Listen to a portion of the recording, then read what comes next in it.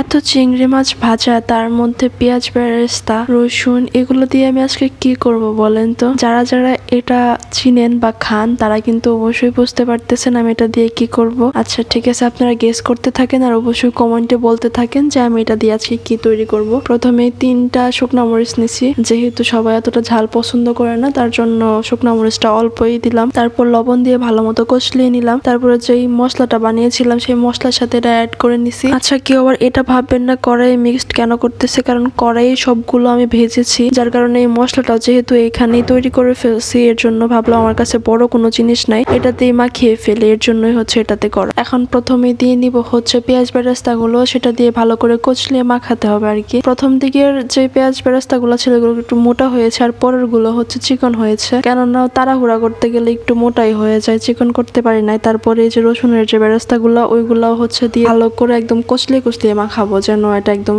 Mixed হয়ে যায়, মানে লাইক চানাচুরের মতো লাগছে না অনেকটা? হ্যাঁ সত্যি, মানে এটা এত মুচমুচে ছিল, মানে কি বলবো, চানাচুরের মতোই লাগতেছিল। তারপর এখন কিন্তু এখানে চিংড়ি মাছগুলো দিয়ে দিতেছি। এটা কিন্তু কাঁচা মাছ না, অবশ্যই শুটকি, যার কারণে হচ্ছে ভেজে এরকম মুচমুচে করে নিচ্ছি, সবগুলো একদম মুচমুচে হবে। তো এই সবগুলো একসাথে এখন আবার মিক্স করব। ভাই এটা মিক্সড করতে আমার এত ভালো লাগতেছিল, কিন্তু হাতের যে 12টা বাজবে সেটা আমিও ভালো করে জানি। এটা কিন্তু খুবই আলতো হাতে করতে হবে। আচ্ছা এই বালা চাউটা কিন্তু আমি নিচে নিচে একাও শিখি নাই বা ইউটিউব থেকেও শিখি নাই, এটা সম্পূর্ণটা হেল্প করছে আমাকে আমার আখি আপু, উনি ময়মনসিং থেকে আমার জন্য নিয়ে আসছিল। তো এটা খাওয়ার পরে আমি পুরাই ফ্যান হয়ে গেছি, আরো খাবো, এর জন্য বানিয়েছি। আপুরটা অনেক অনেক অনেক বেশি মজার হয়। আচ্ছা আমার মতো আর কে কে আছেন যে বালা চাউটা গরম ভাতের সাথে ভর্তা করে খেতে অনেক বেশি পছন্দ করেন, তারা কিন্তু অবশ্যই কমেন্টে জানিয়ে যাবেন।